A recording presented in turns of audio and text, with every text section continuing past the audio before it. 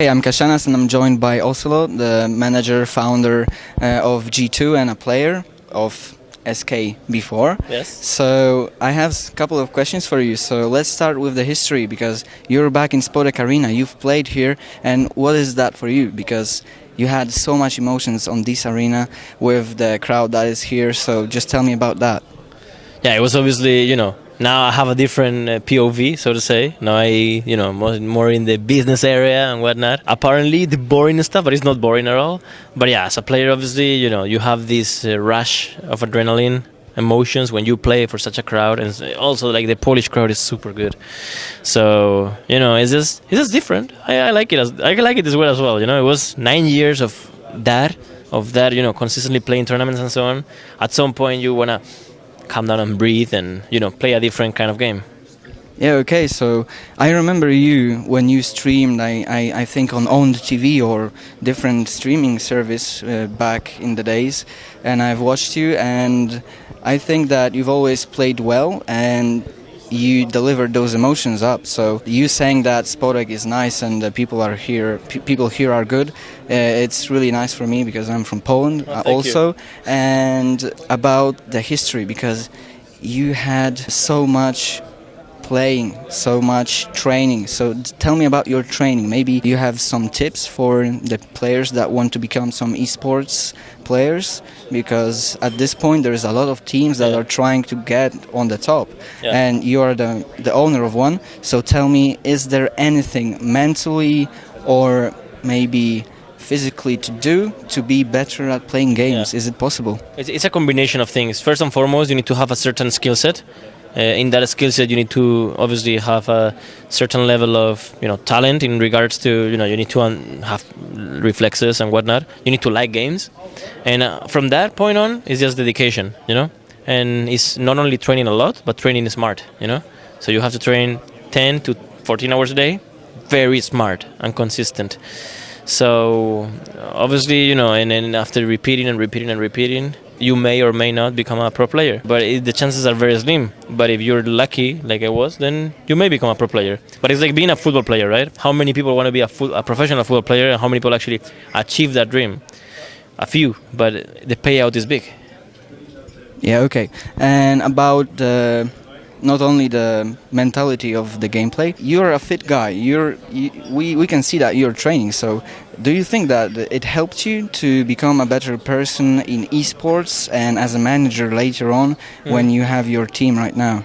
Well, I always saw running or going to gym or playing football, which I love. I always saw it as a way to evade, in a way to become more creative, a way to become more productive and effective throughout the day, rather than if you're fit, everything goes better. No, I don't think. I mean, there has to be some correlation, because there's a saying, mente sana, corpore sano, which means healthy mind, healthy body, right? In vice versa, obviously. But so there's some correlation, but I don't think it's directly linked to being fit. I just think that doing sports is absolutely necessary if you want to be a creative person, if you want to be any kind of performer or any kind of A+ performer, in anything in life. So I think that that's absolutely necessary. Your body needs to feel alive, Yeah, and apart from that, esport is also a sport, but it doesn't have that part of moving, so you need to do something for that. And as a manager, how does it feel? Because you were a player and you have probably the same emotions inside of you, and you can feel those guys playing when they're on the scene. So are you personally maybe helping them to cope with their losses, with their wins, how to be better? Do you give them tips, or you're like only behind of that and you're not into the working with players kind of style? I'm usually more into the corporate things or the corporate aspects of the company, more into a macro strategy and whatnot, but I personally want to be very involved as well with, when things don't go well, I come in and I try to inspire the players and share my experiences, I don't want to be any kind of guru or anything, but once you've lived through that, then you sort of have a good understanding of what they're going through, So then you can share with them what you did by then, what you then realized you could have done better, and so on. So at the end of the day, this is like reading a book. When you read a book, the idea is to save time of learning. Instead of going through the mistakes yourself, you'll read a book and you don't go through the mistakes. So this is the same way, You tell them what you what you think today you would have done or you would do, and this often helps them to take the best decision. So after a loss, after a loss streak, there is a good chance that they go on tilt. But then what you do if you go on tilt, then sharing those experiences and being specific. So I remember this time I lost whatever during a whole week of scrims. I played very bad during the scrim. Well, it's just you just explain them, what you did, and it's a process that they very much appreciate. I don't do it all the time.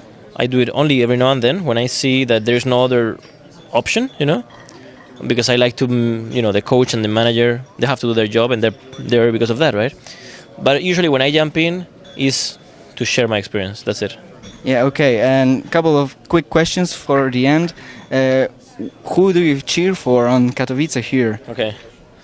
I mean, obviously, every team is my opponent, in a way, my competitor. So I don't know. I like Fnatic because, I have a good relationship with them, with the staff of Fnatic as well. I think, when it comes to the League of Legends tournament, I think there is only 2 good teams, and none of them is European as of today.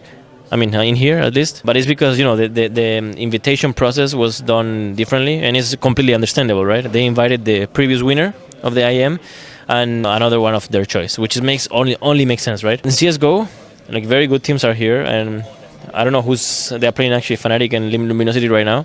I think Fnatic should win, and I'd be happy that they do. Yeah, Fnatic is a cool organization. Yeah. Yeah. Okay. So we'll end the interview with Ocelote cheering up for Fnatic. No cheering up. Cheers up for G2, but because G2 doesn't play, Ocelote doesn't mind Fnatic winning. Okay, so Ocelote doesn't mind too much Fnatic winning. Let's stay with that. We lost the Virtus Pro, so obviously Virtus Pro is no longer with us. And I'm thanking you very much for the interview, and we'll see you guys next time.